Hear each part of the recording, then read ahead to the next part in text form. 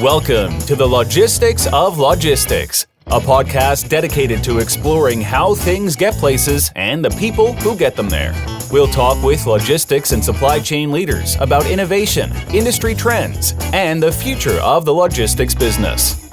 Now, here's your host, Joe Lynch. Hello, friends. Welcome to the Logistics of Logistics podcast. My name is Joe Lynch. Thank you so much for joining me today. Today's topic is understanding Conrail with my friend, Brian Gorton. How's it going, Brian? It's going great, Joe. Thank you so much for having me. I am very excited about this topic and having you on my podcast. So please introduce yourself and your company. Awesome. My name is Brian Gorton, and I'm the President and Chief Operating Officer for Conrail. And Conrail is a third-party, basically, delivery company for our two parents, the Norfolk Southern and the CSX. And it's going to be really exciting to tell you all about it. Yeah.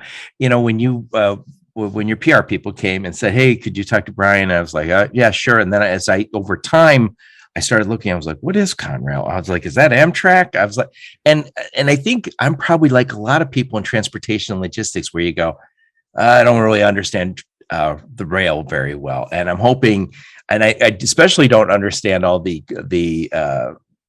things that happened in your history. I mean, you guys have a unique history and hopefully you can cover that.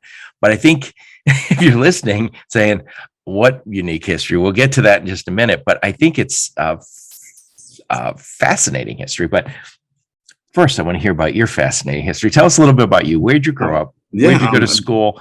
Give us some career highlights before you got the top job. All right. I'm assuming you had to work your way up to the top. A little bit, yeah. Matter of fact, it's been a real interesting career and one that has been very rewarding for me and my family. I really started out on the ground level. I actually started on a short line railroad right out of high school in 1985 with a small railroad called the NYS&W Railroad and their track department. What is a short line railroad? So a short line is not a class one, and it's just basically it's a smaller railroad itself that is basically does not have the volume or the track mileage that a larger class one like a Union Pacific, BNSF. So what's the difference? Like a short line, how many miles of track do you have? I mean, it could vary. I mean, it could be anywhere from a short line could be 10 miles to 1,300 miles, and even greater than that. But they don't have the volume, nor do they have basically the equipment like one of the larger railroads, who owns Conrail. And I'll explain that in a little bit, the CSX and Norfolk Southern. But yeah, so I hired out, started with them. It was supposed to be a summer job. It's been an awful long summer. So and then 1987, I had the opportunity to come over to Conrail and I became a brakeman, which is basically a ground person on the ground that puts the trains together. I worked my way up to a locomotive engineer where I was able to drive the trains, and that was very rewarding. And then I took an opportunity to go into management. So I started out as an assistant train master, then a train master, worked my way up to superintendent. And in 1998, and I'll get into that a little bit, with the merger with the with the Conrail with the CSX and Norfolk Southern, I went to the Union Pacific for about 23 years and I was a general manager on the Gulf Coast. In April this year, they called me up and asked me if I'd be willing to come back and run Conrail as their president. So where did you grow up? Did you grow up on the East Coast? I did. I grew up in upstate New York, a small town outside of Utica called New Hartford, New York, and was born and raised there. Never thought I'd leave upstate New York, and I've been all over the country since that time. So as a kid, you play sports? You kept part-time jobs? I did. Yeah. I played baseball. I played football. I seem like I've been hustling forever. If I wasn't mowing lawns or shoveling driveways, I was pushing carts at a grocery store, doing something to make a dime. And that's nice. I always think that people who are successful did all that stuff. And then as soon as you get successful, you say, oh, no, I don't want my kids to have to do that. And I always think, no, your kids should do that so they can be successful. That's exactly right. I said, hey, you know what? If you don't work hard to earn it, then it didn't mean anything. So you started off again at the very bottom, at the bottom rung of this business. And when you became like an engineer, when you're driving a train, where do you go from? Where would you start? Where would you end? And how would you get back? Yeah, I mean, so what was interesting on that, I had a couple opportunities. I went from Philadelphia to North Jersey, which was North Jersey, like the Oak How many miles is that? About 220 miles. So how long would it take for you guys? About 10 hours. So from the time you took the train and then yarded the train in the north, and then I had an opportunity to go west, where I went from Philadelphia to Harrisburg, about the same amount of mileage, and it was great. And then once you get there, they put you up in a hotel, you get your rest, and then you work a train back. Really? So how many cars would be on one of your trains that you drove? Anywhere from 60 to 150. Okay. So we had trains up to 1.5 miles to 2 miles long. Jeez. So how many cars again? Up to 150 rail cars. So, and that would be all freight, not people. Yeah, all freight. Yeah, I never was and we'll get into that a little bit. Right. Conrail is not a passenger operation, but we do have passenger trains traverse our railroad. New Jersey Transit being one of them. Yep. I'm asking some basic questions. I always feel like most of us in the transportation, logistics, supply chain really don't know how how railroads work. We understand how trucking works, I think. Yeah. But so you worked your way up, and then you came back to Conrail. Talk a little bit about that unique history at Conrail. And I tell you guys, when I went to the Wikipedia page and you see predecessor companies, honest to God, it must be 20. And this goes back, we were prepping, this goes all the way back to like the 1800s. So you hear like the Cornelius, Vanderbilt, they've upgraded, of course, but these go back. This is kind of our country's original boom. It absolutely was. It's got such a rich history. And to your point, they were built in the 1800s. And a lot of the lines that are out there today, although being upgraded, are the same lines that were built by our forefathers. And it's really interesting. And so back then there was hundreds of railroads, and and it's a very competitive business. And over time, some of those railroads went bankrupt, but the customers were still there. So it's a very unique history, not only for Conrail, but across the entire rail network, how a lot of these short line or smaller railroads were all consolidated to these larger railroads, and Conrail being one of them. So basically, and it's Conrail started on April 1st, 1976.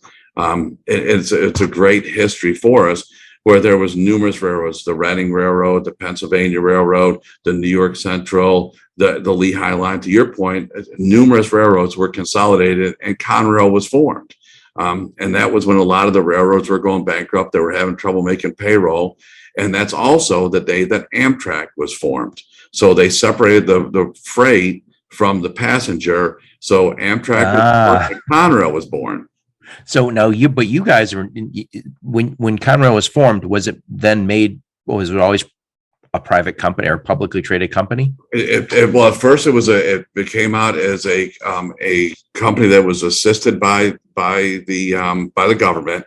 And then after a short period of time, then it became a publicly traded company. And then they were solely on their own with their investors and stockholders. Because when I heard Conrail, I think I remember as a kid reading about Conrail, like it was what I would not read, I should say. Same with Amtrak. And it's just like, oh, yeah.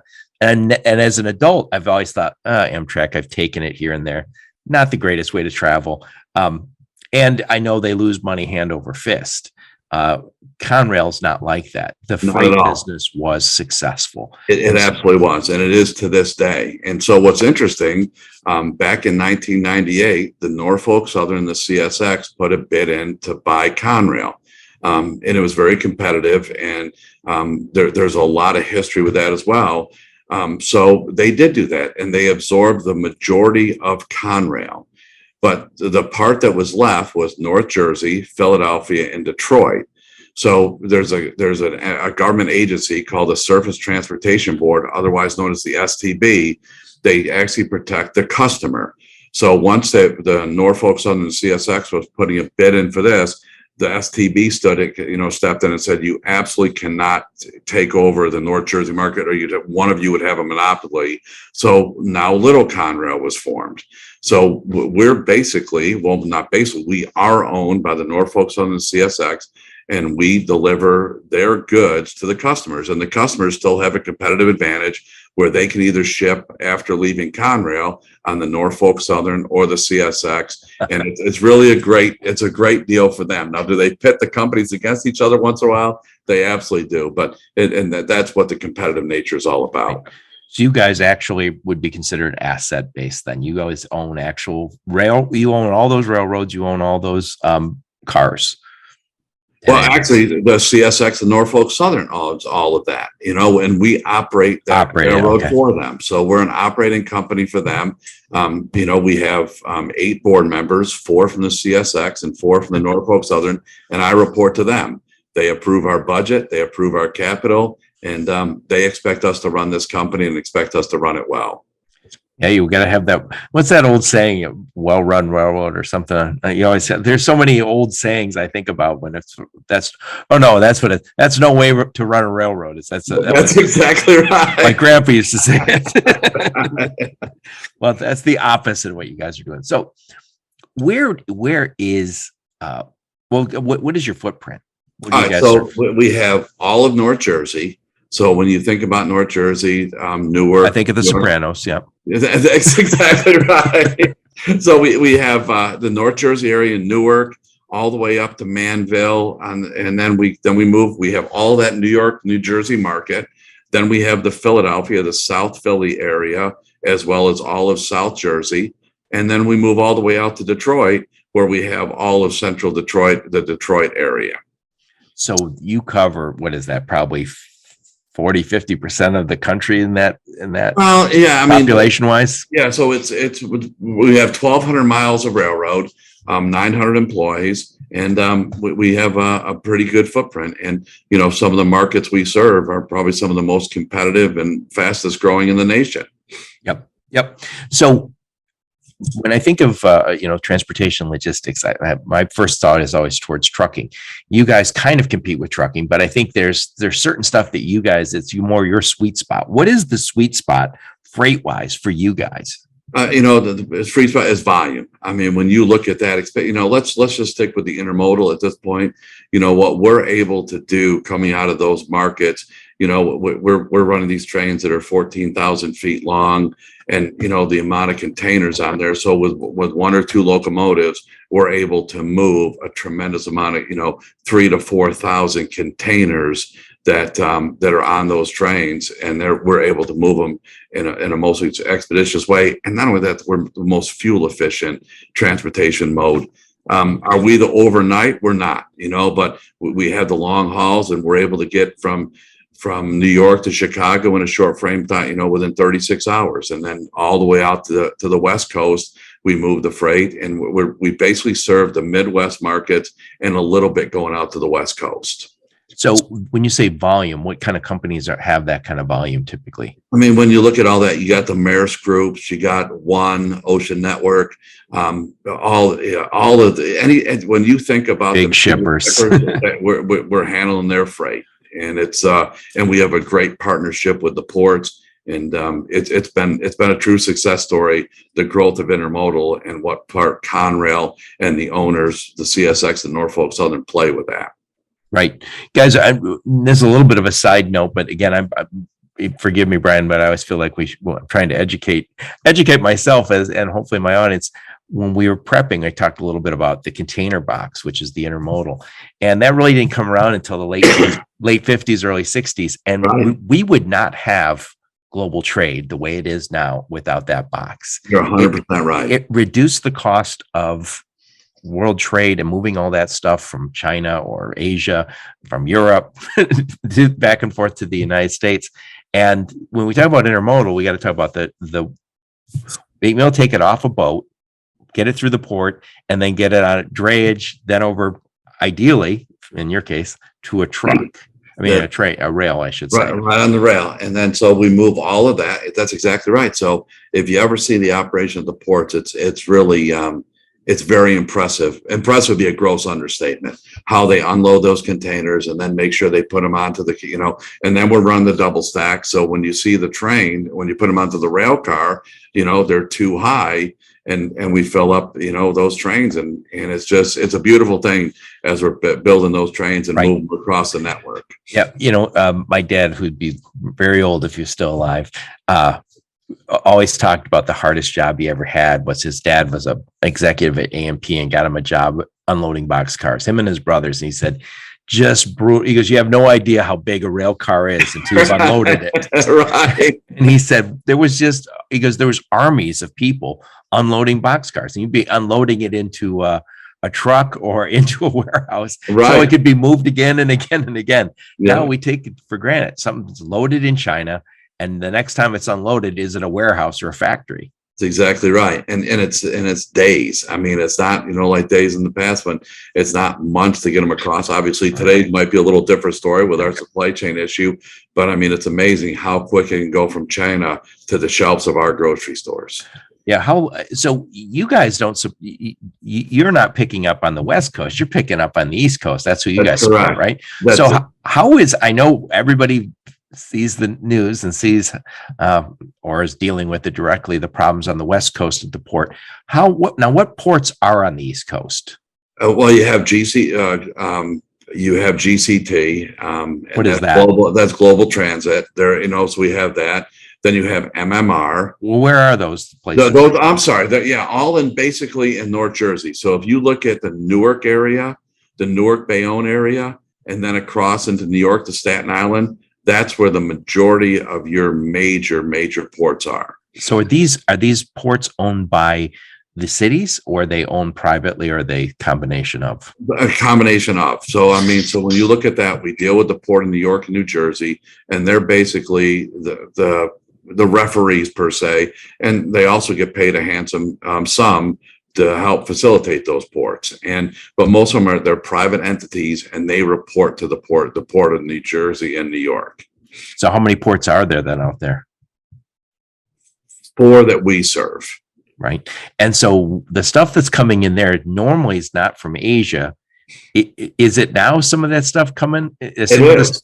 So what percent now? I mean, just a guess. I don't have a very good percentage of that. I deal with Sam Ruda, who runs the port. He's the port director for the terminals. But they've opened up their ports on the West Coast that want to land there. So we are seeing some of that, coming through the Suez Canal, and instead of being anchored out on the port of California, they're taking those extra couple days and getting the products here in New York, and then we're unloading them here and then moving them along. So yeah, the West Coast is having their share of problems right now, and the East Coast is capitalizing on that. So you guys aren't having any of the same problems that they're having out there? We're having a little. I mean, the biggest issue we have is labor, and that's in every industry right now.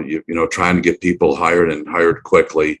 And then also for the chassis, and what the chassis are is those are basically the frames with the wheels, the drayage, and trainers drop on the drayage. So there's still a tremendous amount of need for those chassis, and then still looking for the drivers. Not as bad out in the West Coast, but the East Coast is having their share of problems with that as well. And so I think it's the ILWU on the West Coast, right? And then that's the Longshoremen Union. Correct. And then on the East Coast, it's what, ILWA, but they're kind of the same. Same. Basically, they're same exact groups. A little bit of different on the work rules, but pretty much the same. And the longshoremen, really, they're doing a really tremendous job out on this They're side. Being tasked, that's for sure. They sure are, and they're trying to hire as quick as they can as well. So, and we all on the podcast, it always comes up about the truck driver shortage and the even sometimes truck shortage. Not as big a problem on the East Coast. But it's still also people working in all the docks and all the warehouses. We have to unload these things. That's exactly right. Yeah. And everybody I talk to is trying to hire quickly. And I'm hoping that, obviously with the stimulus money, it's not trying to get any political side of that. But as they have dwindled or certainly slowed down, I think we're going to start seeing more and more people enter back into the workforce. And when we were prepping for this, I mentioned this. So I know you're not always on LinkedIn, but you have a nice profile. And I was kind of stalking it earlier, and I noticed that you went to school at night, and you said you worked your way up from the bottom in the railroad business, and now you're at the top. And I think that sometimes feels like that's not doable. Feels like the guy who runs Conrail is the guy who was, he went to Brown, and then he got his Harvard MBA, and then he was recruited as a director, and then 3 short steps, he's the CEO.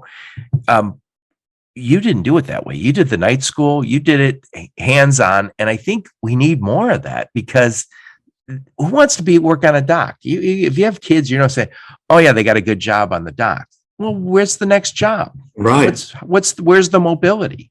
Yeah. I couldn't agree more. And you know what? I think it's been a true benefit in my entire career to truly understand what the people on the ground, what they're up against, so I can have some empathy and sympathize with what they're up against, but also know what they're doing. So, and especially in the new workforce where you're able to walk out and say, hey, let me show you how to do it, and that also builds a tremendous amount of respect from the workforce to the guy at the top that understands what they're up against. And it's been great. And I wouldn't have done it any other way. Learning from the ground up, to me, has been invaluable. Yeah. We have so many of these gig economy people delivering packages right now, which is fine. Great. It's just, do they feel like they're part of the gig economy and this is just while they're going to school or while their kids at school? Or do they look at this as the first rung of the supply chain? I want at least some of them to say, I am now part of the supply chain and now I'm looking for my next opportunity. And I hope we can do that for the industry, because I really don't think everybody needs to go to the Ivy League or get some top job and then do the intern thing. Some of us, myself included, went to work. Yeah, and I thought that was important, and I instilled that into my children as well. But one of the biggest things here for me is succession planning. And when I talk with my team and we go over succession planning, I don't want to know just about the management ranks we already have.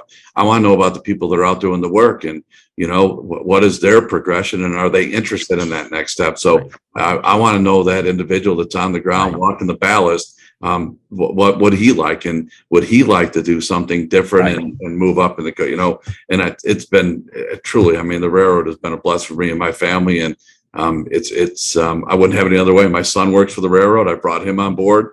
He had to do the same thing. It wasn't right in the management. It's, hey, you're going to be on the ground. You're going to learn the job, and then you can work in the management as you move along. He works for the Union Pacific today, and I couldn't be prouder of him and what he's done. And I'd like to have every child have that opportunity. Yep. I will see if my kids listen to my podcast. One of my daughters was home for the summer, and I forgot what she was doing, but then it was like, oh, well, there's only 6 weeks left. There's no sense getting a job. And I was like, yeah, this makes sense to get a job. And she goes, I don't know what I'm going to do for 6 weeks. And I said, well, there's lots of work to do. And so there's a manpower office by my house, and she came home and said, well, they have all sorts of jobs, but they're all working in factories. Am I going to go work in a factory? I was like, why not? And so she went to work for some automotive factory and did not enjoy the experience at all. But I told her, I said, this is the last time you'll ever work in a factory, and you're going to do it for 6 weeks. And you're going to know what that's like. So when somebody says our factory, it's not just going to be this abstract thing in your head. You're going to say, I lived it. Well, right out of school, she went to work for a vaccine company where they're making some of the vaccines. And she's in procurement and she supports a factory. And I said, see, now you can say when you walk through that factory, it's not your first factory. I think that's awesome. I think it's important. they have to understand that. Our generation, you see that where everything is just given to the kids, and it does. Listen, I believe if you work for it, boy, that reward at the end is so much more rewarding. Whatever you're able to buy with your hard work, your blood, sweat, and tears is that much more valuable than something that was just given to you. Right. Yeah. And again, I think we also have to just find a way to start helping people get up that ladder from the warehouse, from maybe driving a truck, from driving dray, unloading boxcars, whatever you should be doing. There should be a way that hard work and that experience is recognized. And I think more and more companies are trying to get it, because we're short of heads for a reason. We know that now. Right.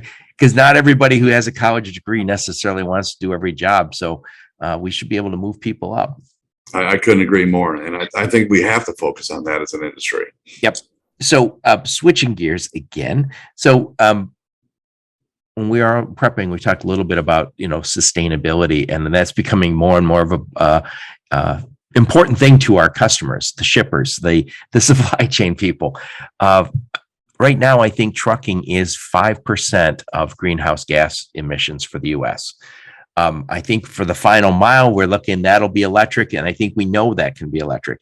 I think when you look at long haul trucking, that is going to be diesel for a while. We don't have electric batteries that make that work just yet. No, and I don't see that anywhere in the very near future. Right. And you do see those greenhouse gas like we were talking about. And when you look at what the freight, and I'm not just trying to plug the freight, the rail industry, but I mean it's a no brainer. I mean, when you look at what can you do fuel efficient wise. When I tell thousands of containers are on these trains, and there's one or two locomotives that's pulling it. I think that what they say that you can move a ton of freight on a teaspoonful of diesel on a locomotive. So no worries.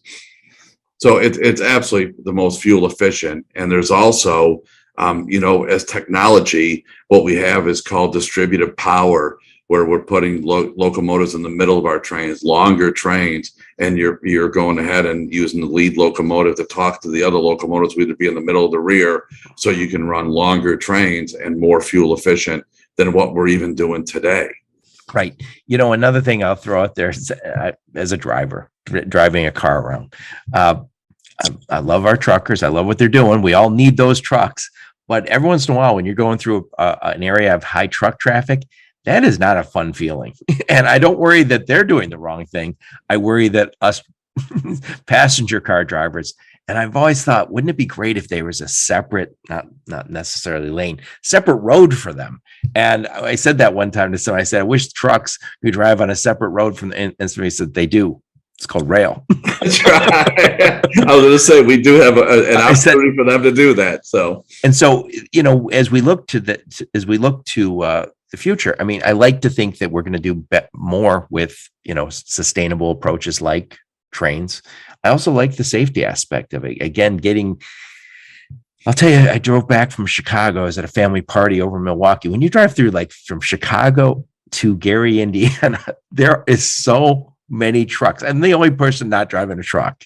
And it's scary. It's scary to have that many trucks on the road. I couldn't agree more. And, and not only that, and even though I'm on the freight side, my wife and I went from Philadelphia to New York the other day and took the train in. There's nothing better. I mean, it's safer, it's faster, less congestion, less aggravation for sure. And it was nice just to get out of Philly, get off at New York, go see the Christmas lights, have a nice dinner, and come back to Philly without all that other aggravation that you just mentioned. Right. But, stuck in some traffic, it was a true pleasure. So, and it certainly saved me a lot of aggravation. Yep. So let's talk again. I know I mentioned your sweet spot. What kind of freight? I mean, I know you said it's volume, but do you guys do like bulk? A lot of bulk. What percentage of bulk stuff goes on? A little bit of everything. I mean, so when you look at the ethanol that's moved and the oil trains, some of the coal trains, but there are still some coal trains out there today. That's your large volume. And then, of course, we deal with quite a bit of the chemicals. It's so much safer. And there's actually some chemicals that aren't allowed to be on the highway. They have to go by rail.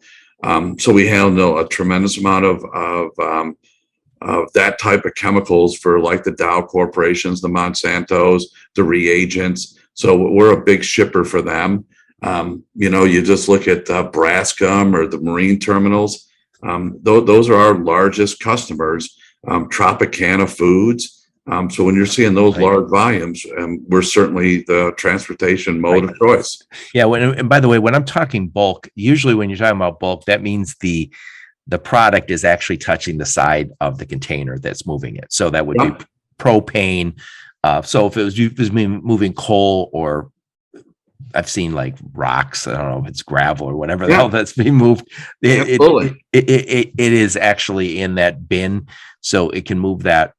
That bulk is kind of a sweet spot for you guys, I take it. It is, and not only that, when you look at where we are as a nation and our aging infrastructure, to your point, with the rock and the base for these roadways and the steel and all the materials to help build these new bridges. The rail's the way to go. I mean, we're able to move a tremendous amount of goods into a work location, those raw materials to give us our finished product. Right. So let me ask another question, and this is kind of related to sustainability, and also just points out how little I know about rail.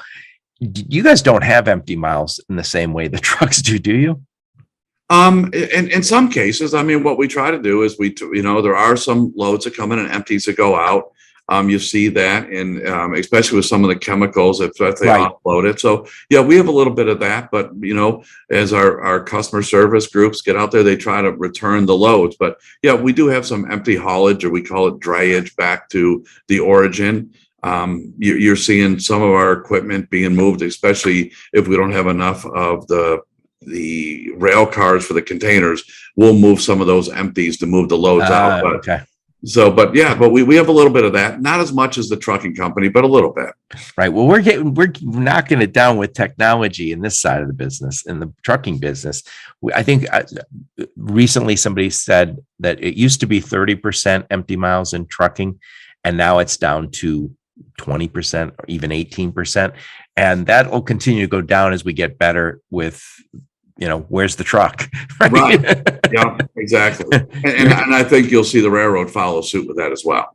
Yeah. I know you guys, it's a little different business. So I know it's probably not exactly the same, but do you guys spend a lot on technology for optimizing? Sure. Absolutely. I mean, when you look at the Rail Safety Act, was also the positive train control, that the rail industry spent billions on that to go ahead and get that every one of our equipment set up where they have the automatic stops, and to make sure that there's no incident, that the engineer is adhering to the stop signals. And so we put those in. And then, like I said about the technology earlier with the locomotives, for distributed power, repositioning locomotives in the mid of train and the rear train.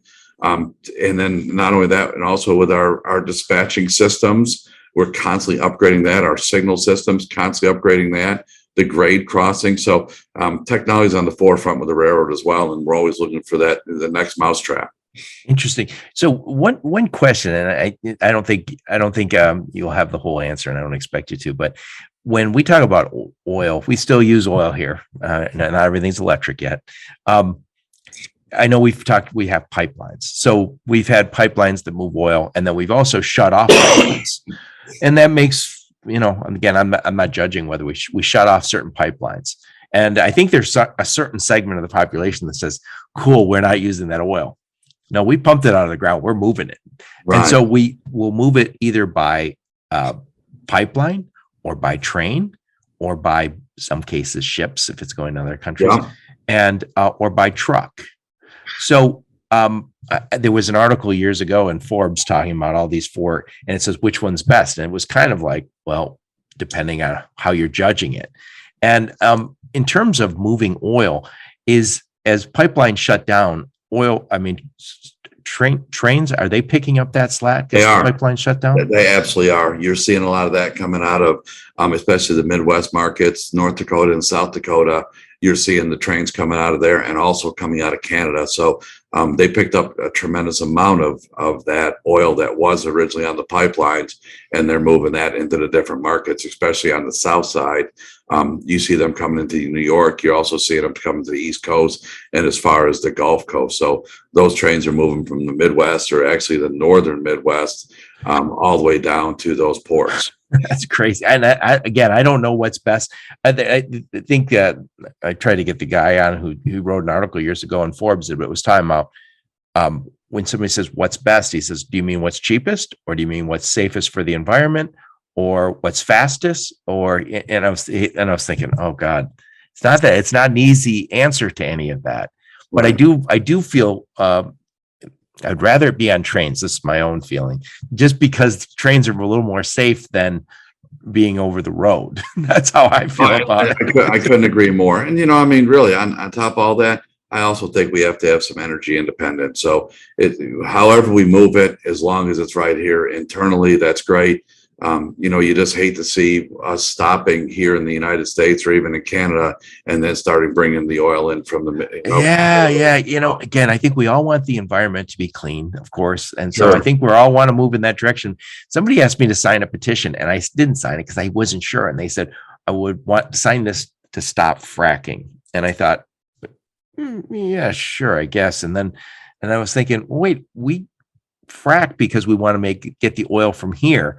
And I was thinking, is the alternative to fracking getting it from the Middle East, and is the part of that mean continued military intervention in the Middle East?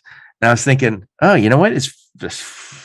That's such a complex problem. It really is, and I'm glad Jermaine mentioned that, because really, I mean, energy independence, I think that's something that we should always strive for and never be dependent on some of those countries that we do business with. And like I said, not to be too political, but right. We got a pretty good opportunity right here in the States. We should continue to capitalize on it. And I just came from a railroad that we moved a tremendous amount of that frac sand into those drilling areas.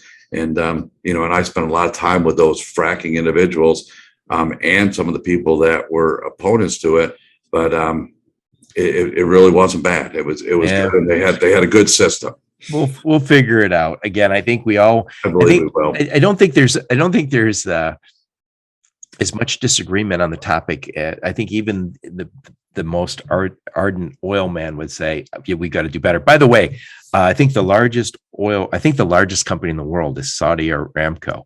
And I don't know if you've seen it, but they've got carbon capture now. I saw it in the Wall Street Journal, full page ad of them doing carbon capture for truck pipes. So we can capture a lot of that. And that's the future. So they're looking and saying, hey, we don't want to go away. We've got to come up with a way to prevent ourselves from being legislated out of business. And that's one of the approaches they're using. But it is interesting because all the supply chain issues we have, one of the supply chain issues we have is related to energy problems in China right now. And they famously, and if you go online, you can find this, they famously had a little spat with the Australians, and then they said, we're not going to do business with them. And China uses more coal, I think, than anybody else. And I think they mine more coal than anyone else, but they still need coal from Australia. So they shut down big chunks of their grid because they wouldn't accept coal. And then finally they're like, all right, we're still angry with Australia, but bring those boats in.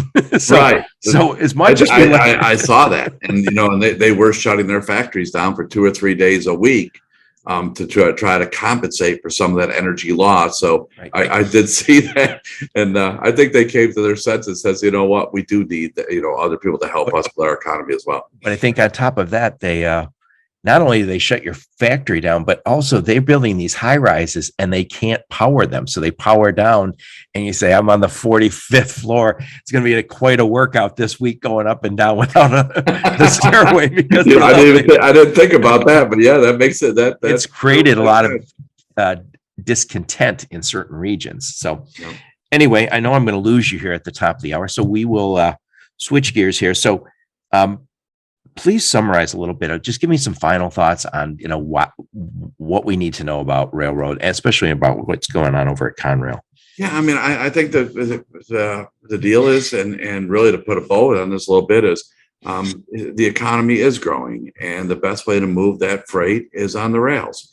And we're happy to do that. We have the capacity to do it. We build capacity to make that happen. And truly, the railroads do build this country. Whether it be Conrail, Norfolk Southern, CSX, or the Western roads, we're here for the long haul. Like we said at the top of the hour, we've been here since the late 1800s. It was the Western expansion, and that hasn't stopped. And the railroads are here. And when you think about what we do with the greenhouse gases and the footprints and what we leave behind, it's a good place to be, especially with energy efficient. Yep. It's good to see. It's funny. Industries that you kind of think about a railroad is like, oh, that's a bygone era, but it really isn't. And it keeps upgrading. And the intermodal has allowed all the rails to kind of get new life, I feel like. Yeah, no doubt about it. And that is growing by leaps and bounds. And when you see, especially during this time of year, you see some major companies that are dependent on the railroads deliver good. The UPS, we call it peak season, FedEx. We're even getting some business from Amazon. So they're seeing all of those companies see the benefit of moving their products by rail. And we do it very, very well. Excellent. So before you leave me, Brian, what's new over at Conrail? I mean, really, what's new at Conrail is the supply chain. We're working, hard to help solve some of those problems. we're still hiring. So I would love to have anybody that's interested. Who are you hiring? We're hiring in almost all departments, but right now it's our train and engine employees. So we're looking for the frontline people, the brakemen, the conductors, the locomotive engineers. And we'd love to have Do you need to be trained? Is there an apprenticeship? How's that There work? is. There absolutely is. I mean, we have a 26-week training program, and we it doesn't matter what your level of expertise is. Matter of fact, we even actually go after some of the high school kids. We bring you on board, we train you, we spend a lot of time, we invest a lot into you, and then we put you out there. But it's a 26-week training program. And it's a job that you can have, and it's not just a job; it's a career. And there's a tremendous amount of benefits working for the railroad. Yep. It's a little off topic, but there's a singer, kind of I don't know what he would call himself, but kind of country, but more kind of, I don't know, I think they call it acid country, Sturgill Simpson.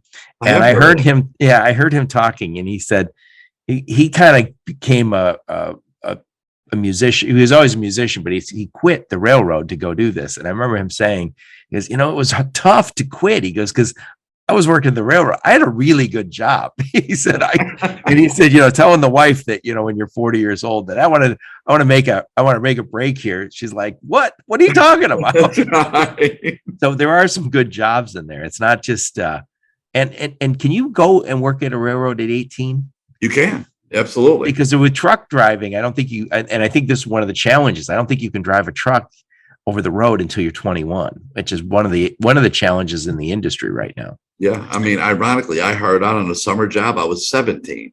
I turned 18 while I was working, and it was in the fall. And I decided, you know what, this is pretty good. I might want to do this for a little bit. So I've enjoyed every minute of it. So I started out like a summer job, but absolutely, I would take a kid out of high school today in a minute and teach him the ropes and let him have a career where he would be able to, have a lifelong career and reap the benefits of retirement from the time he started to, right to the end. And I would love to have him.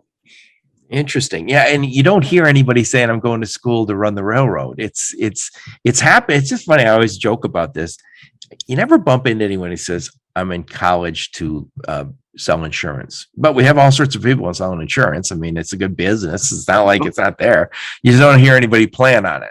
So it's good that you can jump out because, I'm in the Detroit area.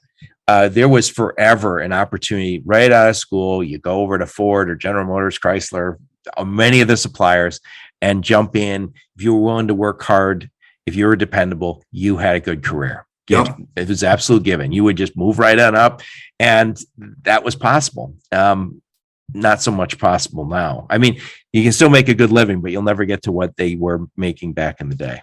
Right. I mean, but really, the railroad does give you that opportunity. And it's not just people that run the trains. I mean, when you look at the railroad, I mean, we have every single department. We have individuals that build the tracks. We have individuals that repair the rail cars, the locomotives. And then when you look at the office, we have a complete finance department. We have a law department. It's really neat, the different departments inside the railroad. Your opportunities are endless. Yeah, Brian, the whole world is waking up in 2021 and 2020 saying, I guess the supply chain matters. Right. Kind of a vague. I had Jim Tompkins on my podcast. I think he's in his late 70s, I'm guessing. And he said, for the first time in my life, my wife said, I now know what you do. Guy's written all these books, built these great companies, and his wife just says, now I get it. Now I know what you do. That's pretty cool. So anyway, speaking of any conferences coming up? I haven't, traveling. I'm just I do a lot of traveling within the network. And you said you're out in Detroit. I spend at least a week a month out in Detroit. But everything right now, until we get some of this COVID issues behind us, it's either been virtual or non-existent, that they've been canceled. So I'm looking forward to getting back to normal here, and I hope it's there sooner than later. Because you really do miss that. The working from home, the conferences, the collaboration, the teamwork. We're missing so much that helps build a team and helps build a company by not doing that. So we need to get back to normal sooner than later. Yeah, it seems like every time we just about there, we get back to a Another variant. Yeah, another variant. God, well, variant wasn't something we said very often until until this last year or so. Yeah. Brian, what I'll do is I'll put a link to your company and I'll put a link to your LinkedIn profile, although you probably aren't easy to reach there. So I'm going to be more diligent and get on there a little more often. But I'll make sure we get some links from you, and so people can reach out and talk to you and your team over at Conrail. I really enjoy that, and I sure enjoyed the conversation, Joe. This has been a true pleasure, and you're doing a great job on your podcast. Thank you so much. Thank you so much. I appreciate it. And I appreciate all of you listening to my podcast. Thank you very much for your support. Until next time, onward and upward. You've been listening to the Logistics of Logistics podcast, where we engage in conversation with experts in the logistics field. For more details, visit thelogisticsoflogistics.com or follow Joe Lynch on LinkedIn.